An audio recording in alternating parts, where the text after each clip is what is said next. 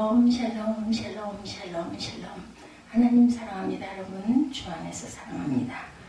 오늘 역대하 33장 1절에서 25절까지 내용입니다. 므낫세와 아몬 그리고 그 뒤를 이어서 다시 요시아가 왕이 되는 부분까지 나타나 있습니다.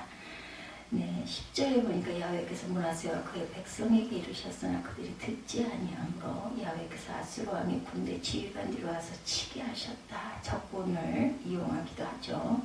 그들이 므낫세를 사로잡아 셀사솔로 결박하여 바벨론으로 끌고 갔다. 그가 환난을 당하여 그의 하나님 야훼께 간구하고 그의 조상들 하나님 앞에 크게 겸손하여 기도하였으므로 하나님이 그의 기도를 받으시고 그의 간구를 들으시사 그가 예루살렘에 들어와서 다시 왕위에 앉게 하심에 므낫세가 그제서야 야훼께서 하나님이신 줄을 알았더라. 큰 환난을 통해서 포로로 끌려가고 나서 그때야 하나님께 기도하고 하나님이 살아계신 하나님이다 알게 되죠. 그리고 므낫세가 죽습니다. 14절에 그 후에 다윗성과 기온 서쪽 골짜기 안에 외성을 쌓되 어문 5길까지 두르며 5배를 둘러 매우 높이 쌓고 유다 모든 경관 성읍의 군대 지휘관을 둡니다. 한번 혼이 났어요. 그죠? 이방신들과 야훼 전의 우상을 제거하고 여호와의 전을 건축한 사내와 예루살렘에 쌓은 모든 제단들을 다 성 밖에 던져버립니다. 야훼 제단을 부록소하고 화목제와 감사제를 그 제단 위에 드리고 유다를 명령하여 이스라엘 하나님 야훼를 섬기게 하며 백성에 대한 하나님 야훼께만 제사를 드렸으나 아직도 산 땅에서는 제사들을 드렸습니다. 므낫세가 그 열조와 함께 누움에 그의 궁에 장사되고 그의 아들 아몬이 대신해서 왕이 됩니다. 20절에 보면 아몬이 왕이 오를 때 나이가 22세라 예루살렘에서 2년 동안 다스리며 그의 아버지 므낫세의 행함같이 야훼 보시기에 악을 행하여 아몬이 그의 아버지 므낫세가 만든 아로색의 모든 우상에게 제사하며 섬깁니다. 아몬이 그의 아버지 므낫세가 스스로 겸손한 같이 야훼 앞에서 스스로 겸손하지 아니하고 더욱 범죄합니다. 그의 신하가 반역하여 왕을 궁중에서 죽입니다. 죽이나 하면 안 되겠다 싶어가지고 얼마나 못되게 굴었으면 신하들이 궁중에서 죽이죠. 쿠데타가 일어났어요. 백성들이 아몬 왕을 반역한 사람들을 죽이고 신하들이 왕을 죽였더니 백성들이 다시 반역한 신하들을 죽이고 그의 아들 요시아를 대신하여 왕으로 삼니다. 이제 아몬의 아들 요시아를 왕으로 백성들이 추대하는 내용이 25절까지 나타나죠. 므낫세와 그의 아들 아몬 그리고 이제 요시아의 등장까지 알립니다. 그는 두 왕국 이스라엘과 유다의 어느 왕의 통치 기간보다 긴 55년 동안 왕위에 있었습니다. 므낫세의 통치 기간은 가장 길었을 뿐 아니라 역사상 최악의 기간이었다 이렇게 나타나 있습니다. 온갖 우상 숭배가 절정에 달했던 시기이기도 하고 그의 아버지 히스기야가 행한 종교 계획을 다시 원상복귀 뒤집어 놓고 맙니다. 2절에서 7절을 읽기만 해도 그의 악행이 어떠했는지 남습니다. 야훼 보시기에 악을 행하여 야훼께서 이스라엘 자손 앞에서 쫓아내신 이방 사람들의 가증한 일을 본받아 그의 아버지 히스기야가 헐어버린 산당을 다시 세우며 바알들을 위하여 제단을 쌓으며 아사랴 목상을 만들며 하늘의 모든 일월 성신을 경배하며 섬기며 야훼께서 전에 이르시기를 내가 내 이름을 예루살렘에 영원히 두리라 하신 야훼 전에 제단을 쌓고 또 야훼 전 두 마당에 하늘의 일월 성신을 위하여 제단을 쌓고 흰놈의 아들 골짜기에서 그의 아들들을 불 가운데로 지나가게 몰래에게 제사 드리는 것 같이 제사를 드리죠. 점치고 사술과 요술을 행하며 신족한 자와 박수를 신임하여 야훼 보시기에 악을 많이 행하여 야훼를 진노하게 하였으며 자기가 만든 아로색의 목상을 하나님의 전에 세웠더라. 이렇게 나무로 만든 상을 하나님의 전에 세웁니다. 9절로 뛰어넘어가서 유다와 예루살렘 주민이 므낫세의 꾀임을 받고 악을 행한 것이 야훼께서 이스라엘 자손 앞에서 멸하신 모든 나라보다 더 심했더라. 멸했던 어떤 나라보다도 우상 숭배가 더 심했습니다. 이와 병행절인 열왕기하 21장 16절에 므낫세가 유다에게 범죄하게 하여 야훼께 보시기에 악을 행한 것 외에도 무죄한 자의 피를 심히 많이 흘려 예루살렘 이 끝에서 저 끝까지 가득하게 하였더라. 이렇게 증거되어 있습니다.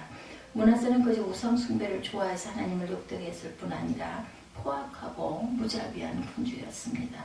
그런 예루살렘에 피가 넘쳐 흐를 때까지 많은 백성을 죽이고 유다의 의인들을 모두 살해했을 뿐 아니라 특히 숱한 선지자들의 목숨을 빼앗은 것으로 알려져 있습니다. 그렇게 하지 말라고 아마 외쳤겠죠.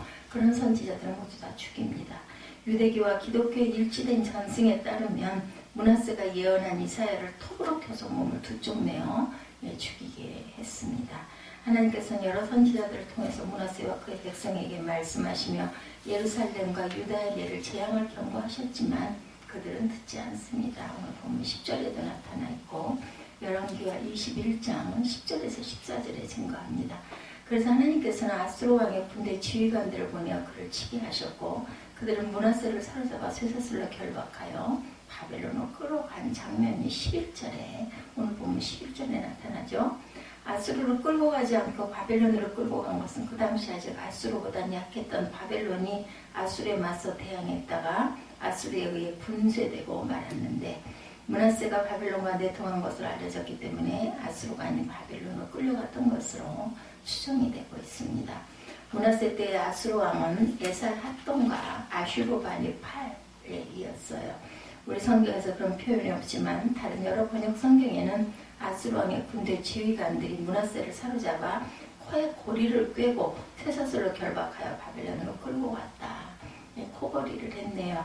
에살돈과 왕의 지적을 나타내주는 고고학 발굴물 중에 그가 2명의 포로를 결박한 장면을 보여주는 그러한 구조가 있습니다. 거기서 포로를 묶은 끈은 포로의 코에 있는 고리를 통과하고 있습니다. 치욕적이고 고통스럽고 이를 데 없는 비참한 광경이죠. 므낫세는 온갖 우상 숭배로 하나님을 지극히 욕되게 하며 수많은 사람의 피를 흘린 대가를 톡톡히 치릅니다. 므낫세는 죽음보다 더한 고통을 당하며 짐승과 같은 모양으로 비참하게 바벨론으로 끌려가서야 비로소 회개하고 하나님 앞에 크게 겸손함으로 간구하죠. 본문 12절에 보면 하나님께서는 간구하는 그의 기도를 들어주십니다. 12절에 볼까요? 그가 환난을 당하여 그의 하나님 야훼께 간구하고 그의 조상들의 하나님 앞에 또한 크게 겸손해지죠. 므낫세는 그제야 하나님을 온전히 깨달아 알게 되었다. 13절에 기도하였으므로 하나님 그의 기도를 받으시고 그의 간구를 들으시사 그가 예루살렘에 돌아와서 다시 왕이 함께 하시매 므낫세가 그제서야 야훼께서 하나님이신 줄 알았더라. 이런 환난을 당해서 그나마 건져짐을 받습니다. 므낫세는 성을 쌓고 유다 모든 견고한 성읍의 군대 지휘관을 배치하는 등 국방을 튼튼히 합니다. 하나님께서 함께 하신 증거죠. 이방신들과 하나님의 성전에 있던 우상을 제거하고 우상들을 위해 사방에 쌓던 모든 제단을 다 철거해버립니다.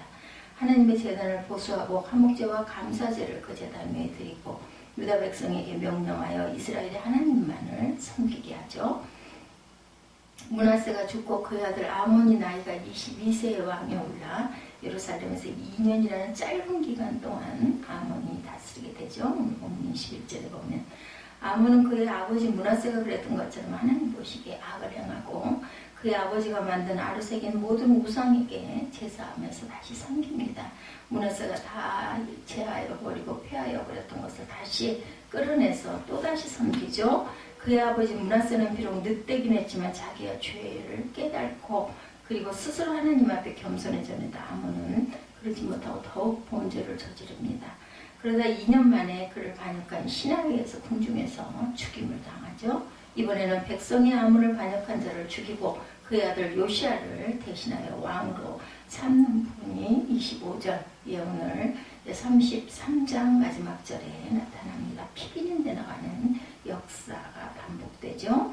남왕국 유다의 두 왕 므낫세의 긴 역사와 그의 아들 아몬의 짧은 역사는 우리로 하여금 여러 가지 생각을 하게 하죠. 첫째는 히스기야 같은 훌륭한 아버지에게서 므낫세 같은 아주 못된 아들이 나왔다는 사실, 부모의 좋은 신앙이 자동적으로 자녀에게 이어지는 것은 아님을 보여주는 사실 앞에서 자녀가 바른 신앙을 갖고 올곧게 살기 위해서 우리는 하나님께 쉬지 않고 열심히 기도하는 것밖에 없다는 결론이 내려집니다.